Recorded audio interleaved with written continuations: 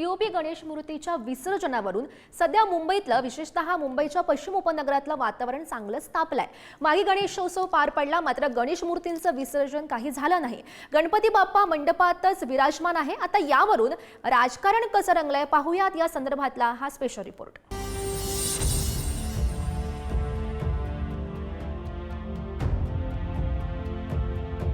माघी गणेशोत्सवासाठी मुक्कामाला आलेला गणपती बाप्पा अजूनही मंडपातच बसून आहे। 7 फेब्रुवारीपासून तो आपल्या घराकडे जाण्याची वाट बघतोय, मात्र विसर्जनच होत नसल्यानं नाईलाजानं बाप्पाला आपला मुक्काम वाढवावा लागलाय। सुखकर्ता, विघ्नहर्ता अशी नावं असलेल्या बाप्पाच्या परतीच्या प्रवासात विघ्न आले, ते मुंबई महापालिकेच्या काटेकोर नियमांमुळे। बाप्पाच्या प्लास्टर ऑफ पॅरिस म्हणजे पीओपीच्या मूर्तींचं समुद्रात विसर्जन करू नये अशी कडक अट मुंबई महापालिकेने घातली आहे। न्यायालयाच्या आदेशाची अंमलबजावणी मुंबई महापालिका करते। माघी गणेशोत्सवातील पीओपी मूर्तींचं समुद्रात विसर्जन करू नये असं मुंबई महापालिकेने बजावलंय। कृत्रिम तलावात गणेश मूर्तींचं विसर्जन करण्याची सूचना मुंबई महापालिकेने केली, मात्र माघी गणेशोत्सव मंडळांनी पालिकेची सूचना धुडकावली। जोपर्यंत पीओपी बाबतचा निर्णय बदलत नाही तोपर्यंत बाप्पाचं विसर्जन करणार नाही अशी ठाम भूमिका चारकोपच्या राजाच्या पाठोपाठ कांदिवलीच्या मंडळानेही घेतली। चारकोपचा राजा त्याला एकमेव हे नाही आहे ना की सगळ्याच मूर्त्या तुम्ही विसर्जन करू नका असं सांगितले। त्याच्यावरती या लोकांनी अगोदर पर्याय काहीतरी सांगायला पाहिजे होतं ना, की यांना मंडळांना की अगोदर सूचना द्यायला पाहिजे होत्या। तर पीओपीची मूर्ती तर हर टायमाला येते, ती हा पहिला वर्ष थोडी आहे की असं मूर्ती येते विसर्जन करायला येत नाही। 7 तारखेला विसर्जन होतं, आज 11 तारीख आली, किती अजून थांबणार? ते अगोदर कल्पना द्यायला हवी होती। त्यानुसार प्लास्टर ऑफ पॅरिसच्या मूर्त्या ह्या बनवायच्या की त्याची उंची कमी करायची, त्यानुसार ते ठरवलं गेलं असतं। पण अचानक तुम्ही बोलाल की आता विसर्जन तुम्ही करायचं नाही, ही खूप मोठी चुकीची गोष्ट आहे। दरम्यान मुस्लिमांच्या भोंग्यासाठी एक न्याय तर हिंदूंच्या सणासाठी वेगळा न्याय दिला जात असल्याची तक्रार मंत्री आशिष शेलार यांनी थेट मुख्यमंत्री देवेंद्र फडणवीसांकडे केली आहे। राज्य सरकार याबाबत सुप्रीम कोर्टात धाव घेणार आहे।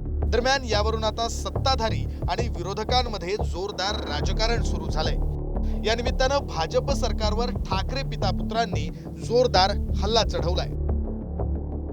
आता मागे गणेशोत्सव आदल्या दिवशी नोटीस दिली गणपती मंडळांना की ज्यांनी पीओपीच्या मूर्त्या बनवल्या आहेत त्यांचं विसर्जन करायचं नाही। अरे पंतप्रधान डुबके मारतात आणि गणपतीचं विसर्जन नाही,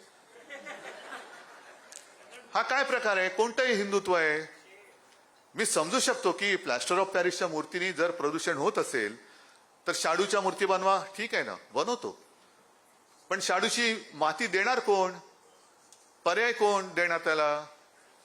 अचानक मूर्ती बनवून तयार झाली, आरती, पहिली आरती, त्याचं आगमन होतंय आणि आदल्या संध्याकाळी जर का तुम्ही गणेशोत्सव मंडळांना नोटिसा देणार असाल तर मग नेमका तुमचं हिंदुत्व तरी काय?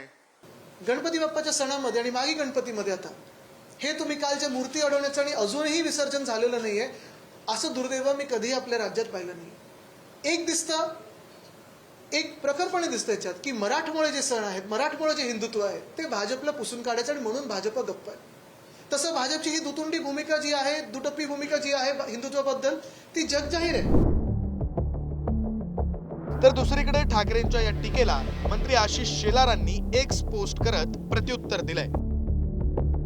ठाकरे, तुम्ही तर ढोंगी आहात। पीओपीच्या गणेश मूर्ती अडचणीत आल्यात त्यावर खुश होऊन तर आदित्य उद्धव ठाकरे तुम्ही बोलत नाही ना, कारण त्यांच्या पिताश्रींनी मुख्यमंत्री असताना 100 वर्षांहून अधिक मोठी परंपरा असलेला सार्वजनिक गणेशोत्सव कसा बंद पडेल याचेच प्रयत्न केले। लालबागच्या राजाची परंपरा खंडित केली। हनुमान चालीसा म्हणणाऱ्यांचा यांना त्रास होतो। पंढरपूरच्या विठ्ठलाच्या पायाला ज्यांनी हात लावला नाही, जे अजान स्पर्धा भरवतात आणि ज्यांना भोंग्यांचा आवाज हल्ली सुमधुर वाटतो आणि गणपतीची आरती हातात घेणं जे टाळतात, ते आता माघी गणेशोत्सवावर बोलतात। तुमचा काय अधिकार आहे? हे सुखकर्ता, दुःखहर्त्या, तुझं हे ढोंगी स्वार्थी भक्त आज जी तुझी आरती करत आहेत ते म्हणजे निव्वळ ढोंग, ढोंग आणि ढोंग। महाराष्ट्रातील गणेश भक्त यांच्यापासून सावध झालाच आहे। आता गणपती बाप्पा तूही यांचं ढोंगी रूप पाहून घे रे महाराजा, असं ट्विट शेलारांनी केलंय. हल्ली कोणताही विषय गाजू लागला की लगेचच त्याचं राजकारण सुरू होतं. गणपती बाप्पा हा सगळ्यांच्या श्रद्धेचा आणि आस्थेचा विषय आहे, त्यामुळं किमान यात तरी राजकारण होता कामा नये.